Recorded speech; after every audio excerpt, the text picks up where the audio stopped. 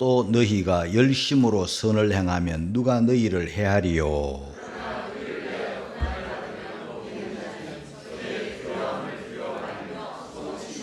너희 마음에 그리스도를 주로 삼아 거룩하게 하고 너희 속에 있는 소망에 관한 이유를 묻는 자에게는 대답할 것을 항상 예비하되 온유와 두려움으로 하고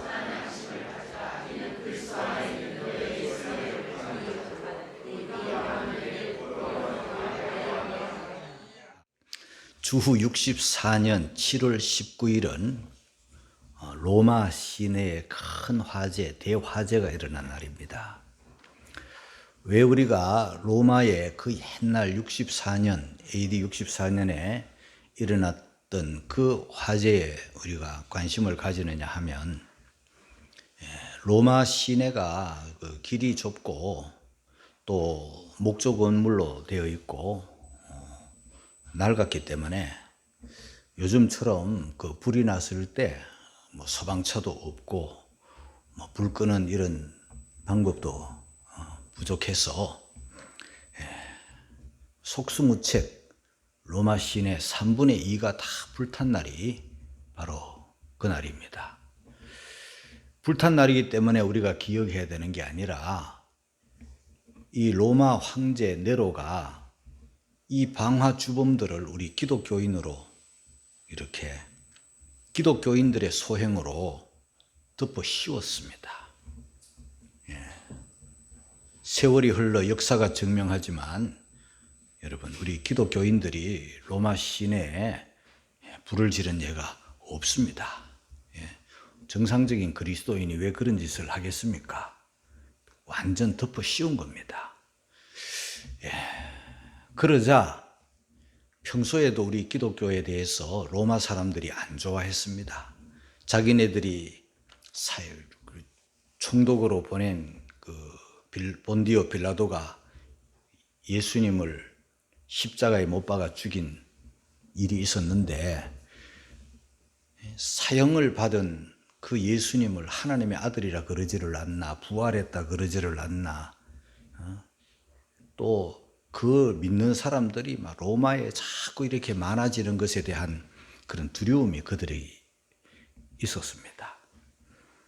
그래서 이참에 기독교 말살 정책을 써가지고 예수님을 믿으면, 부활을 믿으면 다 잡아가두고 죽이는 엄청난 새로운 법을 만들어가지고 많은 사람이 죽었습니다. 순교당했습니다. 몇 년 전에 그 영화에도 나왔습니다만은 바울이라는 그 영화에 보면 그때 박해가 얼마나 심했는가를 영화에서 어느 정도 알 수 있어요. 우리 기독교인들을 이 짱대에 나무에 매달아 놓고 거기다가 기름을 붙여 불을 붙여가지고 밤을 밝히는 그런 악행을 저질렀습니다. 사람이 막 생으로 막 불타는 그런 일들을 자행을 했고, 짐승의 밥을 만들기도 했고, 화형을 당하기도 하고, 참수형을 당하기도 하고. 그래서 많은 우리 기독교인들이 예수 믿는다는 이유 때문에, 부활신앙을 가졌다는 이유 때문에, 예배한다는 이유 때문에 죽었습니다. 그래서 살 길을 찾아가지고 집을 떠나고 고향을 떠나고 직장을 떠나고 가족을 떠나가지고 사람이 숨을 수 있는 곳이라면, 피할 수 있는 곳이라면 다 피해 갔습니다. 로마에는 카타콤베라는 곳이 아직도 남아 있습니다. 우리가 성지를 순례하면 로마 카타콤베를 항상 방문을 하는데 그때는 뭐 표가 안 납니다.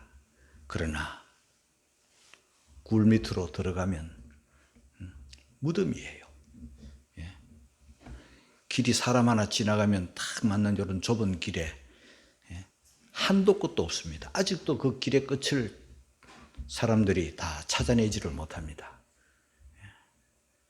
두더지처럼 땅을 파고 우리 그리스도인들이 그 안으로 숨어 들어갔습니다. 벽에는 관이 있어요. 무덤이에요. 사람이 죽으면 바깥에 묻지 못하고 거기다가 시체로 그냥 벽장처럼 시체를 두고 시체와 함께 그들이 살았습니다. 네로 황제 그때로부터 250년 동안 AD 313년에 기독교가 자유를 얻는 그날까지 250년이 넘는 긴 기간 동안 박해를 받았습니다.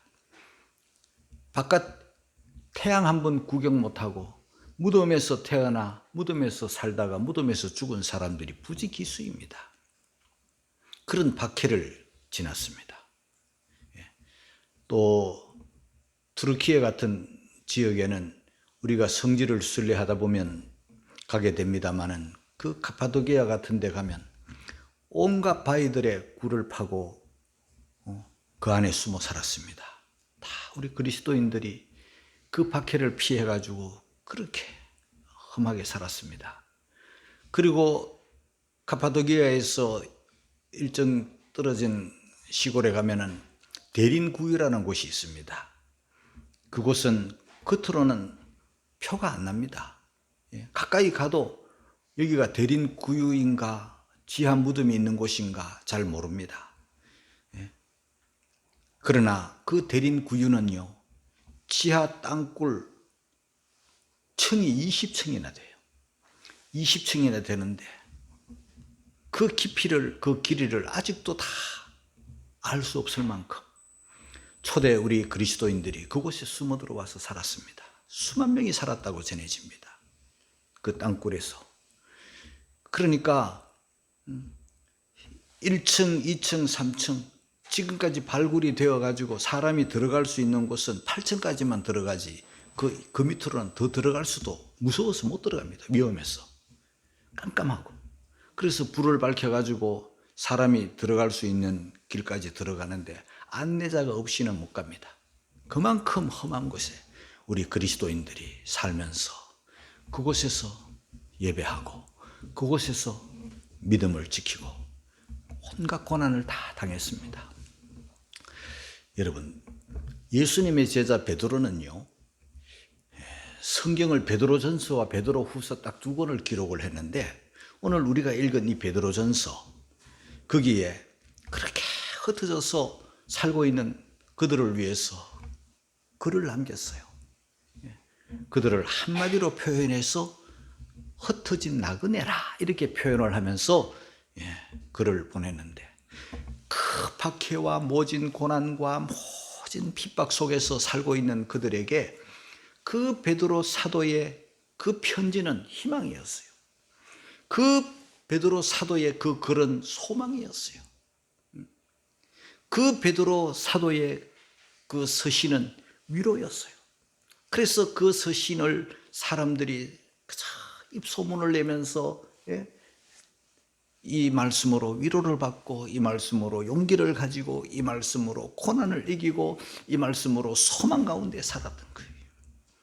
그래서 오늘 저는요, 하나님으로부터 여러분들에게 소망에 관하여 말씀을 드릴 거예요.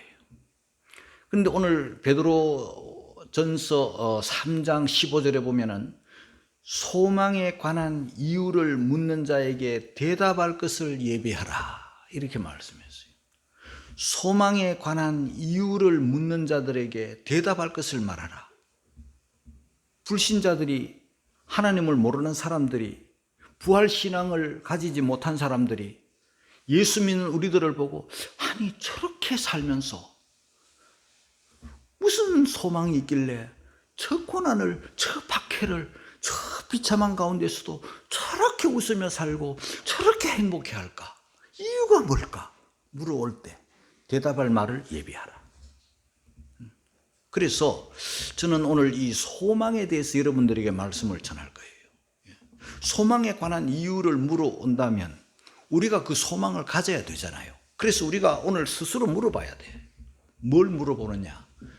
여러분들은 소망을 가지고 있는가를 묻고 싶어요. 근데 소망은 다 소망인데 예수 안 믿는 사람도 소망 가지고 있죠. 그런데 예수 믿기 전, 또 거듭나기 전, 부활신앙을 갖기 전에 우리가 가졌던 소망, 지금 불신자들도 가지고 있는 소망이겠죠.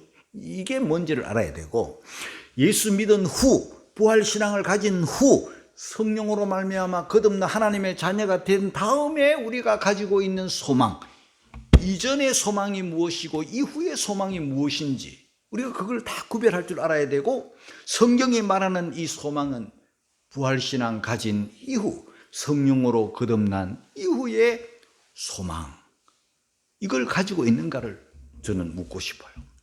그러면 여러분들이 이 소망 가운데 지금 살아가고 있는가에 대해서 또 묻고 싶어요. 그리고 혹시라도 주변에 안 믿는 사람들, 이 소망에 대해서 잘 모르는 사람들이 예수 믿는 우리를 보고, 가족들이나 친구들이나 지인들이, 이웃들이 우리를 보고 도대체 그 소망의 이유가 뭡니까? 라고 물어온 적이 있는가를 또 물어보고 싶어요. 그리고 그런 소망에 관한 이유를 물어올 때 우리가 답을 할 수 있는 그 답을 준비하고 예비하고 살았는가? 거기에 대해서도 여러분들에게 묻고 싶어요. 그래서 결과적으로는 저와 여러분들이 이 소망을 가지고 살아야 되는 것이 오늘 말씀의 핵심이에요. 여러분, 소망을 가지고 사시기를 주의 이름으로 축복합니다. 자, 베드로전서 1장 3절을 우리가 먼저 읽고 갑니다. 다 같이 시작. 찬송하리로다. 우리 주 예수 그리스도의 아버지 하나님이 그 많으신 긍휼대로 예수 그리스도의 죽은 자 가운데서 부활하심으로 말미암아 우리를 거듭나게 하사 산 소망이 있게 하시며, 여러분, 산 소망이 있다는 것은 산 소망에 반대되는 죽은 소망도 있는 거예요. 예수님을 모를 때, 부활신앙을 가지지 못할 때, 우리가 하나님으로의 성령으로 말미암아 거듭나지 못했을 때도 뭔가 소망을 가지고 우리가 살았을 거 아니에요? 그렇다면 그 소망은 무슨 소망이었는가? 죽은 소망이죠. 소망은 소망인데 죽은 소망이죠. 살아있는 소망, 산 소망은 부활신앙 가지고 성령으로 말미암아 거듭나 하나님의 자녀가 된 우리들이 어떠한 고난과 핍박과 환난 속에서도 믿음을 지키고 승리하며 살 수 있는 것은 무슨 소망인가? 죽은 소망이면 그 못 살죠. 죽은 소망 가지고 어떻게 승리하겠어요? 우리는 살아있는 소망을 가지게 된 것이죠. 여러분, 소망이라는 것은 이렇게도 소중한 거예요. 왜냐하면 고린도전서 13장 13절에 믿음, 소망, 사랑, 이 세 가지는 항상 있을 것인데, 사람이라면, 특별히 하나님의 자녀들이라면 믿음을 가져야 돼요. 믿음을 가진 사람은 소망을 가져야 돼요. 소망을 가진 사람들은 사랑하며 살아야 되는 거죠. 그 중에 오늘 말씀을 듣게 될 이 소망이라는 것은 참으로 소중한 거예요. 우리가 이 소망을 다 가지고 살아야 되는데, 저는 2023년도 2년 전에 교회 표로 소망의 닻에 대해서 여러분들에게 표로 삼고 말씀을 드린 적이 있어요. 그때 본문을 뭘로 잡았는가 하면 히브리서 6장 19절을 말씀으로 잡았어요. 우리 한번 읽고 갑니다. 2년 전에 우리가 기억을 하면서 다 같이 시작. 우리가 이 소망이 있는 것은 영혼의 닭 같아서 튼튼하고 견고하여 휘장 안에 들어가나니. 휘장 안에 들어간다는 것은 하나님을 만나는 거예요. 하나님과 우리 사이에 막힌 휘장에 들어가서 하나님을 만나는 이 엄청난 축복을 받는 건데, 우리가 이 소망이 있는 것은 영혼의 닭과 같다 그랬습니다. 여러분, 세상은 우리가 아는 대로 바다다. 바다인데 풍랑이 이는 고해다. 그렇게 말을 하잖아요. 그러면 우리는 누구인가? 그 고해와 같은 바다, 풍랑이 있는 바다에, 그 크고 넓은 바다에, 파도 치는 바다에 이디어 편주다. 작은 배에 불과하다. 바다는 크고 넓고 바람과 파도는 치는데 거기에 떠 있는 우리 인간은 작은 배와 같은 거죠. 흔들리기도 하고 뒤집어지기도 하는 거죠. 이 배가 가는 데 있어서, 배가 운행하는 데 있어서 두 가지가 있어야죠. 첫째는 돛이 있어야 되죠. 돛은 올리는 거예요. 이 돛을 올리면 바람을 맞아가지고 바람의 방향에 따라서 배가 앞으로 쫙쫙 나가게 하는 거죠. 돛을 올려라 하면 이 돛을 올려야 되는 거예요. 그러면 배가 가는 거예요. 요즘이야 뭐 동력으로 가기 때문에 돛이 필요 없지만은 그 옛날 동력이 없던 시절에는 다 이 돛을 올려야 되는 거죠. 어선이든 뭐 여객선이든 다 배는 돛을 달아야 되는 거예요. 돛을 올려야. 돛은 올려라. 그 다음에 내리는 게 있죠. 내려라. 닻은 내려야 되는 거죠.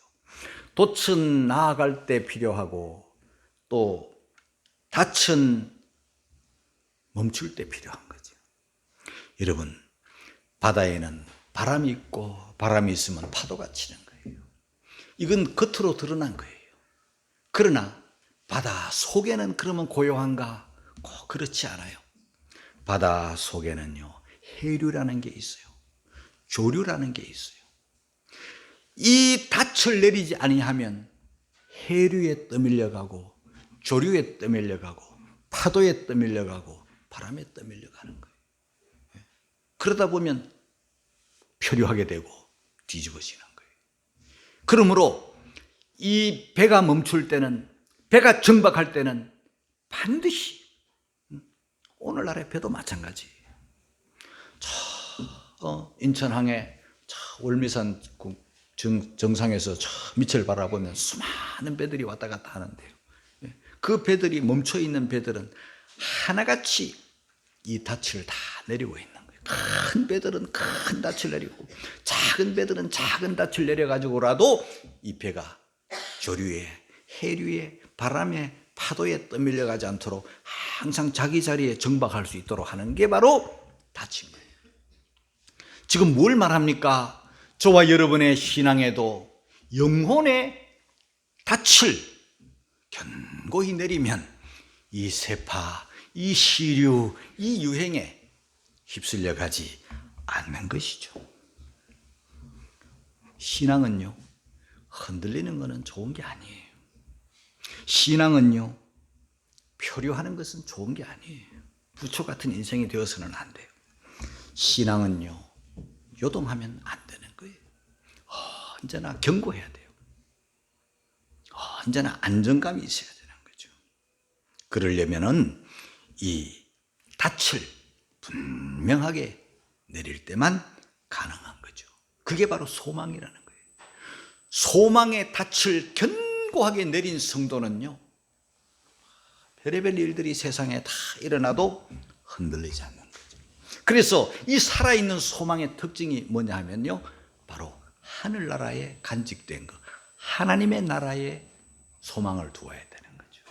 영혼의 닻을 하나님께 두라 이 말이에요. 영혼의 닻을 하늘나라에 소망을 두라, 그 말씀이에요.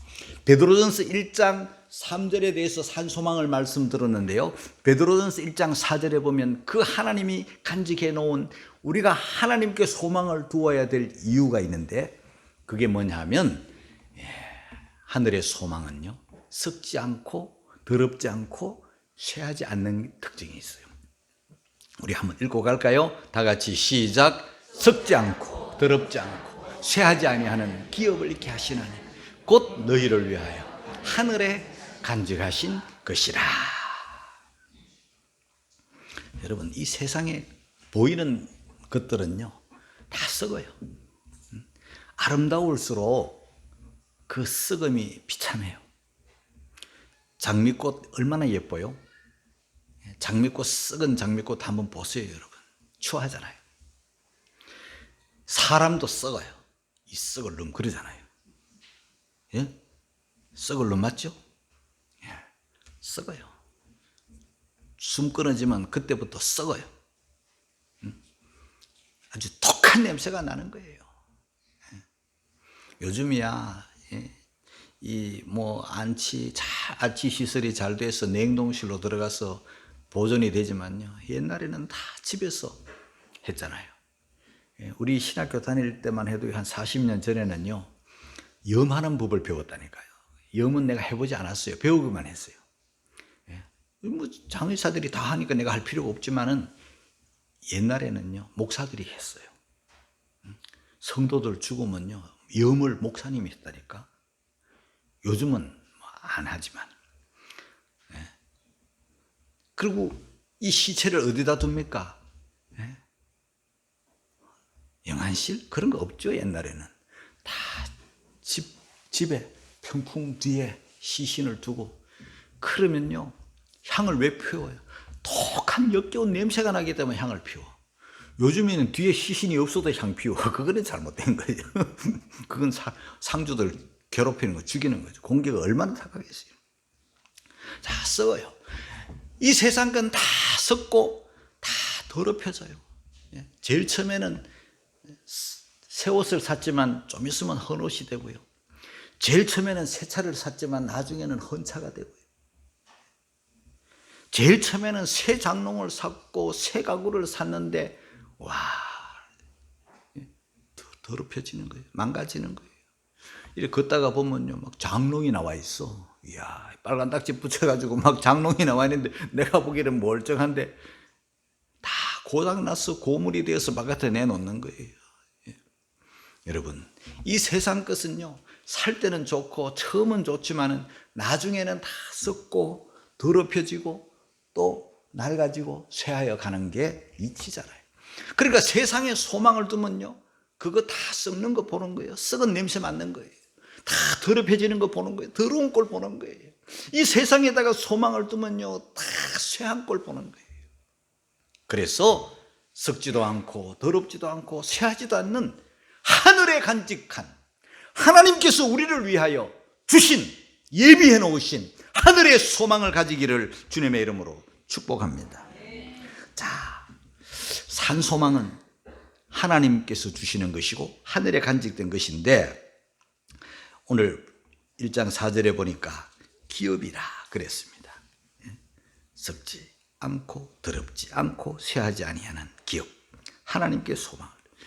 자, 그 다음에 우리 사람들이, 불신자들이나 뭐 믿는 사람들도 마찬가지인데요, 소망을 하나님께 두어야 되지 다른데 썩고 쇠하고 또 낡아지는, 더럽혀지는 이 세상 것에 소망을 두지 말아야 되는데, 그게 뭐냐면요, 재물이라는 거예요. 아니, 재물이 그런 거야? 그런 거예요. 디모데전서 6장 17절에 이런 말씀을 합니다. 같이 읽고 갑니다. 시작. 네가 이 세대의 부한 자들을 명하여 마음을 높이지 말고 정함이 없는 재물에 소망을 두지 말고 오직 우리에게 모든 것을 후히 주사 누리게 하시는 하나님께 두며. 재물에 소망을 두지 말라고 말씀하시면서 그 이유는 정함이 없다 그러죠. 이 돈이라는 것은요, 내 것 같지만 내게 아니고, 그죠? 이 돌고 도는 거예요.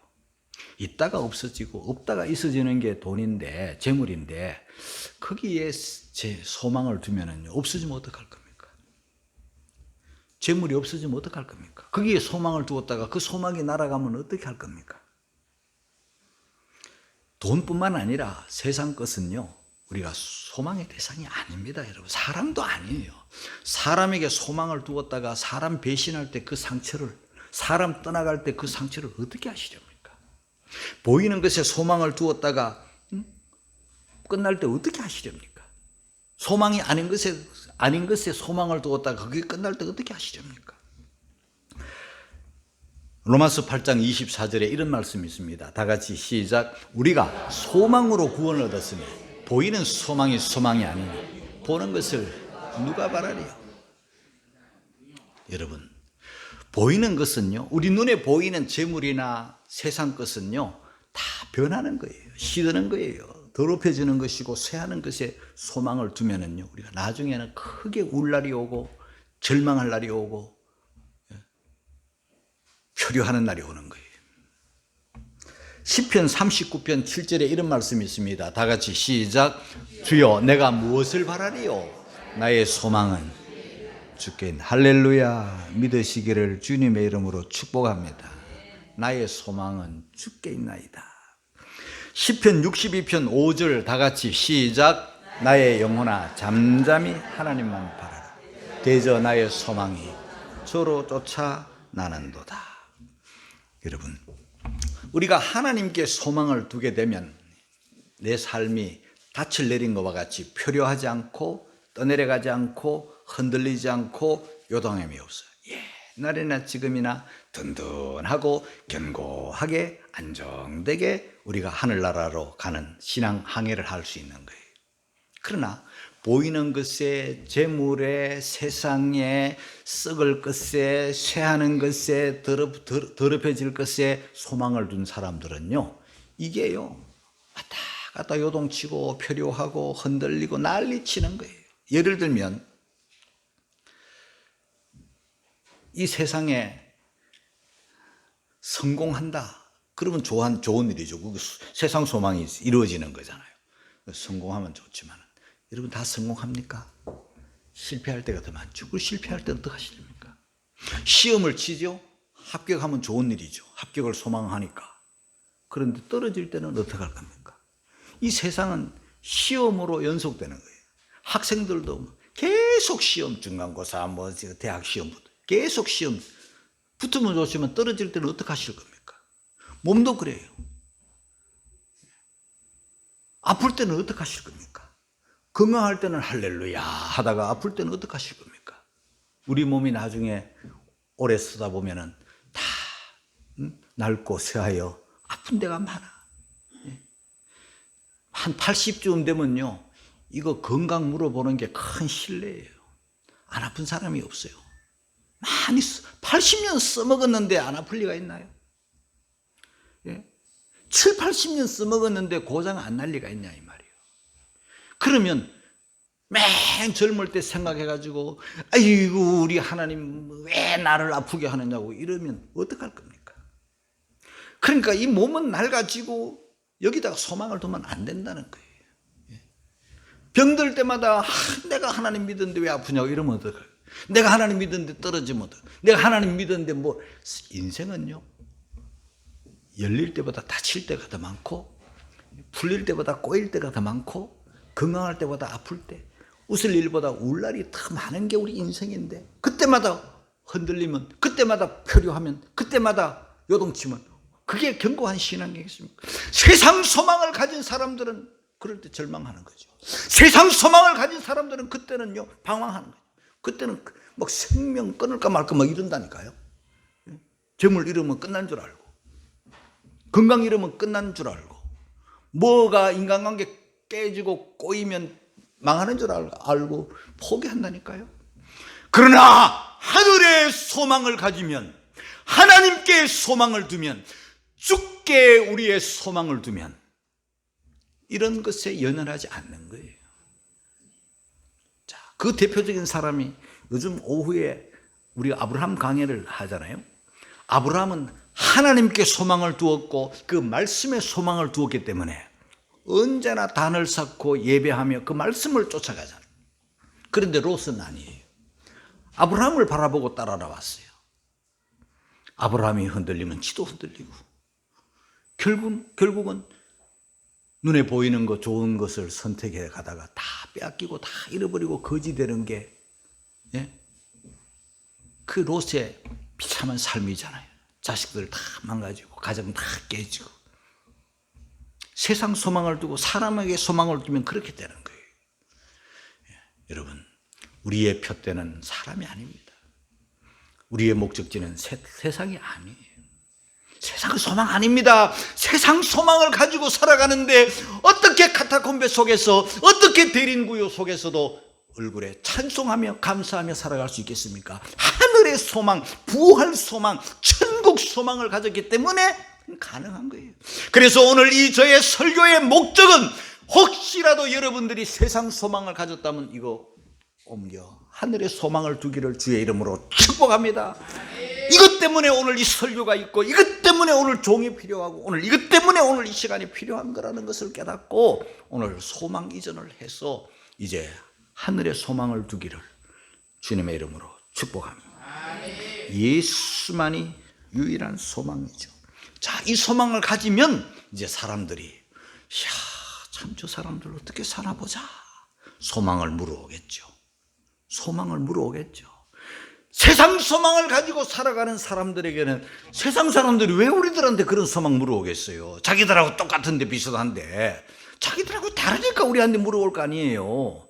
자, 오늘 본문 15절로 돌아옵니다. 다 같이 시작. 너희 마음에 그리스도를 주로 삼아 거룩하게 하고 너희 속에 있는 소망에 관한 이유를 묻는 자에게는 대답할 것을 항상 예비하되 온유와 두려움으로 하라. 너희 마음에 그리스도를 주로 삼아라. 그리고 너희들의 삶은 거룩하게 살아라. 너희 속에 소망을 두라. 그리할 때 소망의 이유를 물어온다. 항상 예비해 놓아라. 그때 전도의 기회인 거죠. 불신자들이 안 보는 것 같지만 우리를 봅니다. 이웃 사람들이 우리를 봐요. 저 교회 다니는 사람, 저 예수쟁이 어떻게 사나 보자 하고 봅니다. 예? 바깥에 쓰레기 비우러 나갈 때도 보고, 슈퍼마켓 갈 때도 보고, 또 누군가와 대화하는 것도 보고, 자식 키우는 것도 보고, 불신자들이 안 보는 것 같아도 관심이 무지하게 많습니다. 우리들한테. 용기가 없어 말하지 않았을 뿐이에요. 근데 용기 있는 사람들은 물어봐요. 도대체 뭐가 그래 좋으세요? 자기들보다 잘 살지도 못하고 집도 없고 차도 없고 아무것도 없는데 저렇게 방실방실 웃고 사니 얼마나 이상해요. 물어보는 거예요. 그 이유가 뭐예요? 여러분, 이때 우리가 그 이유를 말해 주어야 돼요. 집이 없어도 하늘에 집이 있고, 이 세상 면류관 없어도 하늘의 면류관 예비되어 있고, 이 세상은 잠깐이지만 하늘나라는 영원하니 잠깐보다 영원한 게 훨씬 좋잖아요, 여러분. 이 천국 신앙, 천국 소망, 부활 신앙, 부활 소망 가지고 살아야 될 충분한 이유가 있잖아요. 단 온유와 두려움으로 하라. 그들먹거리면서 교만하게 목에 힘주고 이렇게 하는 게 아니라 따뜻하게, 부드럽게, 온유하게, 그리고 두려움으로, 하나님을 경외하는 마음으로. 오늘 사랑하는 성도 여러분, 이 소망에 관한 이유를 물어올 때 나는 과연 소망, 예수 믿기 이전의 소망과 예수 믿은 다음에 소망을 구분할 줄 아는가? 나는 예수 믿은 그 다음의 소망, 하늘의 소망 나는 가지고 있는가? 실제 그런 삶을 살아가고 있는가? 누군가가 소망의 이유를 물어올 때 나는 그것을 온유함으로, 두려움으로 그들에게 말해줄 수 있는가? 예비해 놓은 그런 성도들이 되시기를 주의 이름으로 축복합니다.